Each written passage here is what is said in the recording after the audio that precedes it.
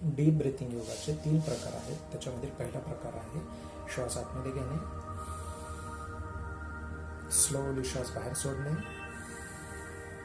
श्वास आतमध्ये घेणे,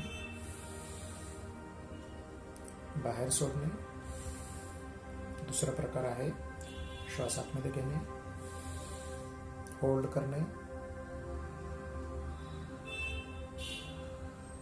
बाहेर सोडणे, बाहेर सोडल्यानंतर पुन्हा होल्ड करणे. आणि तिसरा प्रकार आहे प्राणायाम, ज्याच्यामध्ये श्वास आतमध्ये घेणे, दुसऱ्या नाकाने बाहेर सोडणे.